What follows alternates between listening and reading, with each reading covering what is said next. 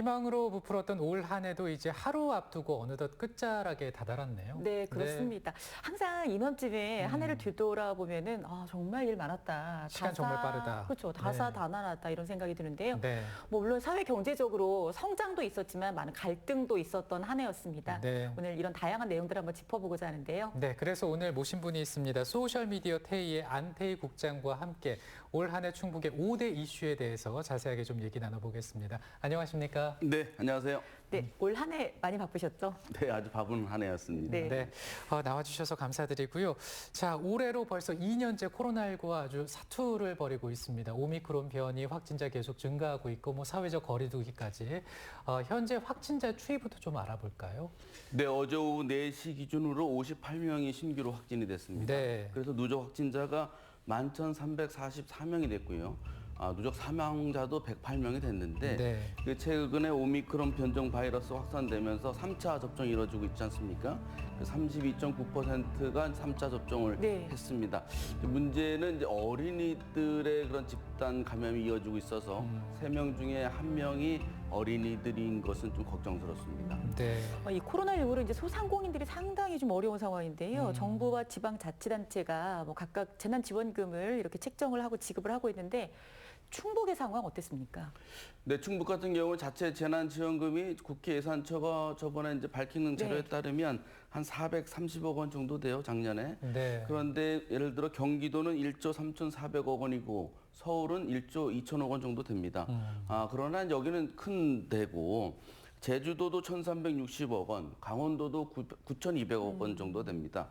그러면 충북의 강원도보다 20분의 1밖에 안 되거든요. 이렇게 자체 지원금이 적은 데다가 최근에 이제 그 충북도는 자체 재난지원금을 선별로 지급하겠다는 입장을 계속 고수하고 있잖아요. 네. 그러다 보니까 이제 어린이집 원생들에 대한 예산을 또 누가 지급할 거냐 이런 거 가지고 충북도랑 기싸움을 벌이다가 그랬죠. 네. 결국은 무상급식 피를 삭감하는 이런 일까지 있어서 도민들의 걱정을 많이 산 바 있습니다. 그렇습니다.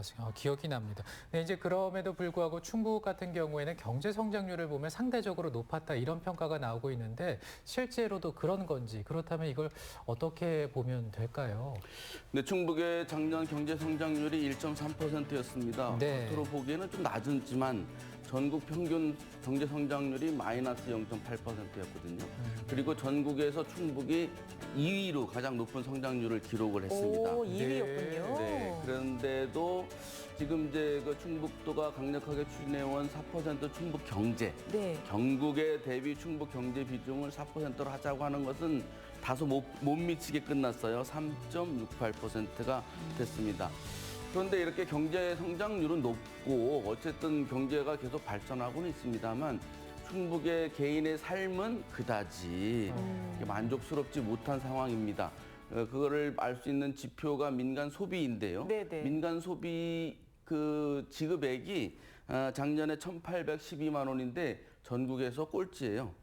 근데 그래요? 이것도 3년 연속입니다. 아유. 그리고 좀 비교를 하자면 서울 시민보다 한 달에 1인당 한 50만 원씩 덜 써요. 근데 개인 주머니가 네. 지금 네. 굉장히 작아진 거네요. 그렇습니다. 이제 왜 그러냐면 뭐 있는데 안 쓰는 건 아닌 것 같고 네. 소득이 그만큼 이제 적기 때문인데 충북의 그 개인 소득이 전국 17개 시도 가운데 15위입니다. 네. 계속 14위, 15위를 하고 있으니 그 주머니가 이제 얇은 그 상태죠. 이런 상태에서는 그러니까 이게 정부 지출, 자치단체 지출이 큰 몫을 차지하고 있습니다. 뭐 1인당 10만 원이든 20만 원이든. 근데 이게 없기 때문에 지금 충북 같은 경우는 충북의 그 자영업자, 그 종사자들이 1년 새 3만 명이 줄었잖아요, 작년에.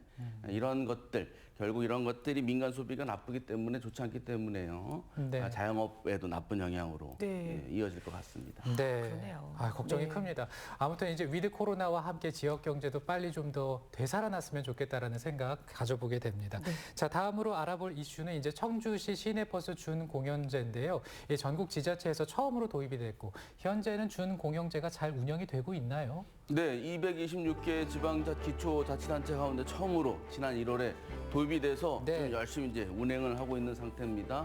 4월에 이제 만족도 조사를 했는데 보니까 한 만족도는 43.9%, 다소 미흡합니다. 그런데 앞으로 이제 기대한다라는 응답은 76.9%니까요. 시민들의 준공영제에 대한 기대치는 매우 높다라고 네. 생각하고 있습니다. 네, 아무래도 네. 뭐 서비스라든가 운전하시는 분들의 안전도라든가 많은 좋은 영향을 끼칠 것 같긴 한데 그래도 코로나19로 인해서 사실 손님들이 많이 주니까 승객이 많이 줄어서 어려운 상황인 것도 같았거든요.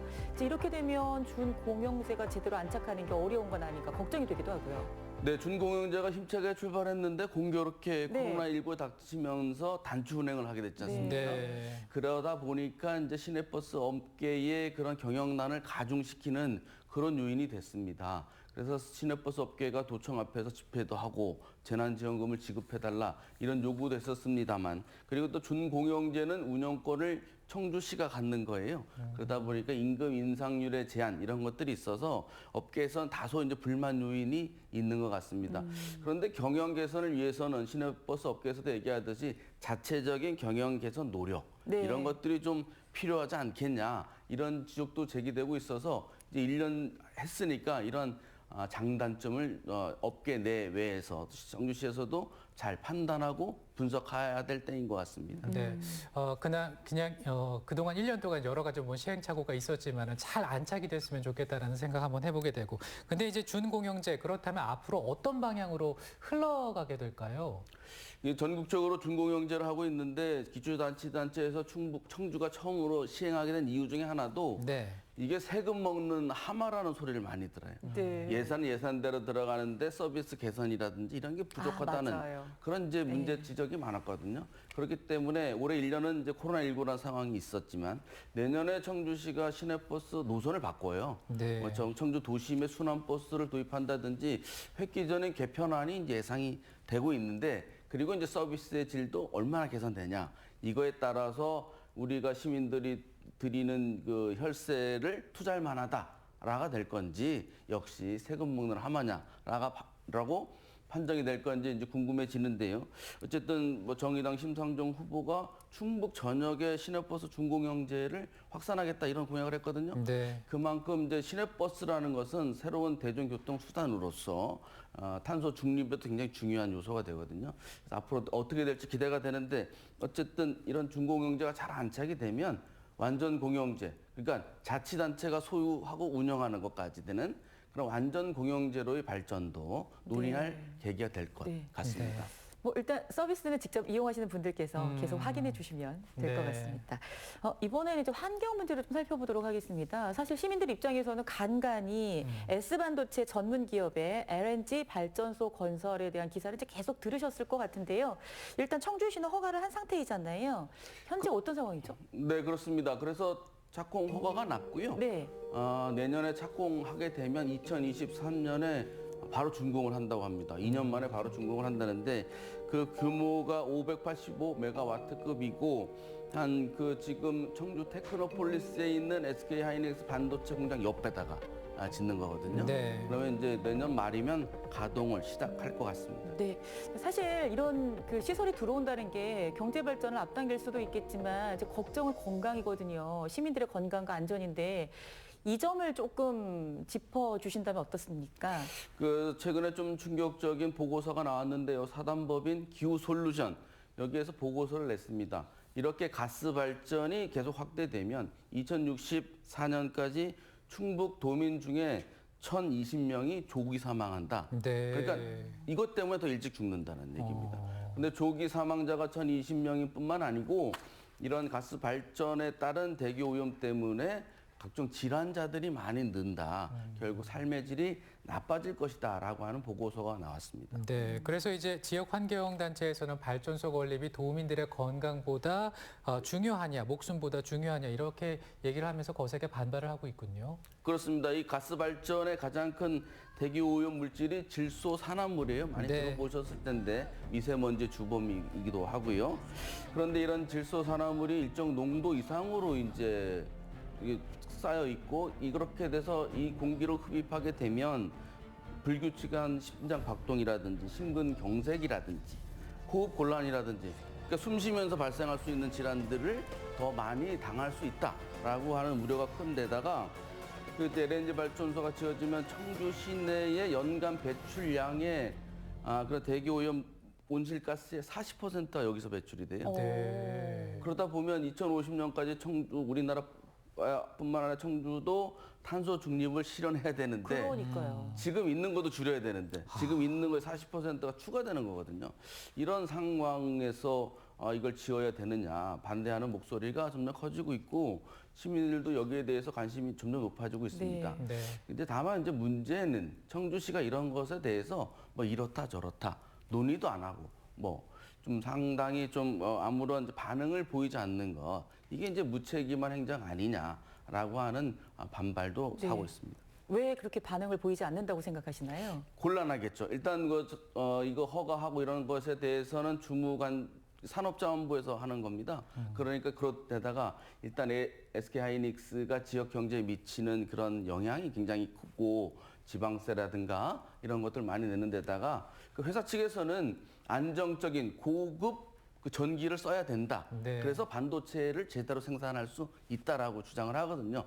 그래서 이제 경제와 환경의 그 동전의 양면에서 청주시가 고민을 하는 것은 이해가 되는데요. 그래도 대화는 하고 시민들의 의견을 들어봐야 되는데 그거는 매우 부족한 것 같습니다. 네. 네. 참 딜레마적인 상황이기도 그렇습니다. 한데요.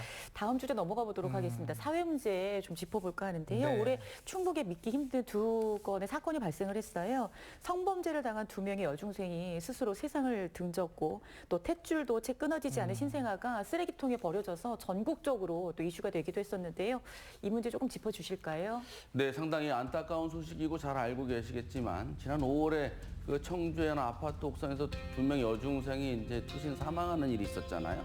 알고 봤더니 계부 또 친구의 계부로부터 성범죄 피해를 받았다 이런 이제 의혹이 제기됐던 건데 그렇게 해서 학생들이 힘들어하고 있을 때도 이 계부에 대한 구속영장이 3번이나 발려가 됐고 네. 결국 학생들이 사망한 이후에 구속영장이 발부됐습니다. 뭐 뒤늦게 지금 재판을 받고 있어서 가해자에 대해서 징역 20년형이 선고가 되긴 했습니다만 1심에서 시민사회단체들은 크게 반발하고 있는 상태이고 지역사회뿐만 아니라 우리나라에도 큰 충격을 안겨줬고요.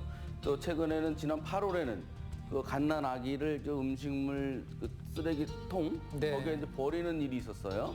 그래서 그 어머니는 이제 처벌을 받았습니다만은 그리고 다행히 갓난 아기는 살아났어요. 그렇죠. 네. 그런데 이렇게 생명 경시 풍조 또 전국을 깜짝 놀라게 했습니다. 그렇습니다. 그리고 이제 이번 사건과 관련해서 이 성범죄 의혹 사건이 발생하면 관련 학교에 통보하는 법률 개정안이 발의가 됐군요.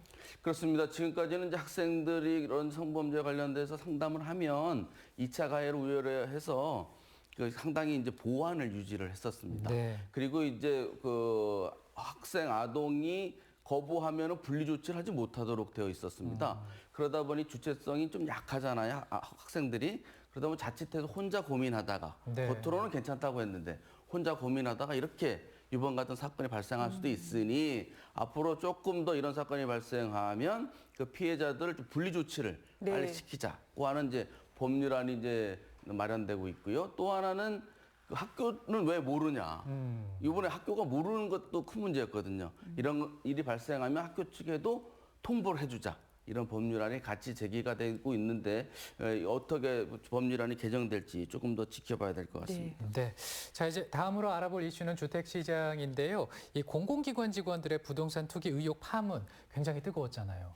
네, 일부 그 충북의 공공기관의 문제가 조금 심각했는데 네. 예를 들어 충북개발공사 같은 경우에는 간부 한 명이 검찰에 이제 송치가 됐는데요.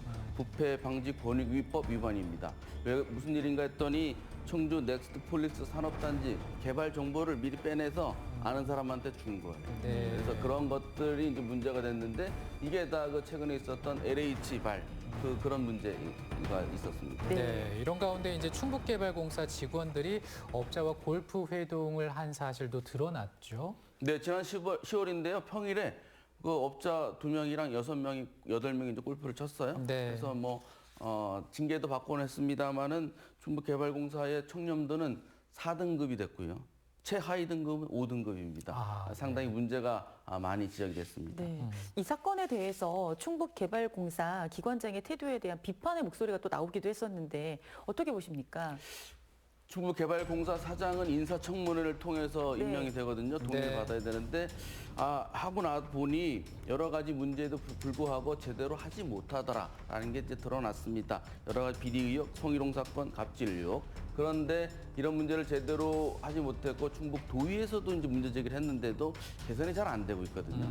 그래서 이번에부터는 인사청문을 통한 기관장은 중도에 문제가 생기면 탄핵할 수 있는, 해임도 시킬 수 있는 제도가 도입되어야 된다. 네. 이러한 요구가 높아지고 있습니다. 그럼요. 네. 도덕성과 책무, 기관장에게는 정말 반드시 필요한 게 맞습니다. 아니겠습니까? 네. 너무 잘 정리해 주셨는데요. 끝으로 한 말씀 부탁드리겠습니다. 코로나19 때문에 상당히 힘드셨을 텐데 그래도 코로나19를 극복하는 과정에 충북도민들에게 그렇게 공동체에서 원만하지 못했던 것 같습니다. 새해에는 뭐 대통령도 바뀌고 도지사도 바뀌고 하니까 조금 더 도민의 삶의 질을 높이는 리더십, 거버넌스가 좀 만들어지기를 기대합니다. 네. 네. 올 한 해 5대 뉴스 다시 한번 짚어봤습니다. 네. 이제 내년이 흑호의 해, 2022년도 이민년인데요. 올해보다 더 따뜻한 소식들 많이 만들어지고 또 전해졌으면 좋겠습니다. 네. 자, 오늘 와이드뷰에서는요, 소셜미디어 데이 안태희 국장과 함께 얘기 나눴습니다. 고맙습니다. 고맙습니다. 네, 감사합니다. 2021년 이제 종식되기를 바랐던 코로나19가 이게 또 시간이 또 조금 더 갈 것 같죠? 네. 그래서 내년까지 이어질 것 같은데요. 올해 역시 방역에서 최전선에서 보이지 않는 바이러스와 싸워주신 의료진 여러분들께 진심으로 감사드리고요. 진정한 영웅이 아니실까 싶습니다. 그렇습니다. 의료진 여러분들이 있었기 때문에 올 한 해도 우리가 좀 안전하고 건강하게 한 해를 잘 버틸 수 있었다 이런 생각을 좀 해보게 되는데요. 이제 새해가 왔으니까 뭐 위드 코로나로 가야겠지만은 그런 위드 코로나와 함께 일상이 빨리 돌아왔으면 좋겠다는 희망을 좀 가져보게 네. 됩니다. CJB 모닝와이드 이제 올해 소식은 오늘까지 전해드리고 네. 내년에 다시 새롭게 인사드릴 예정인데요. 1년 동안 이렇게 늘 함께해 주셔서 진심으로 감사드리고요. 올해 마무리 잘하시고 내년에도 새해 복 가득한 한 해 되시기를 응원하겠습니다. 네, 새해 복 많이 받으시기 바랍니다. 저희는 인사드리겠습니다. 시청해 주셔서 고맙습니다.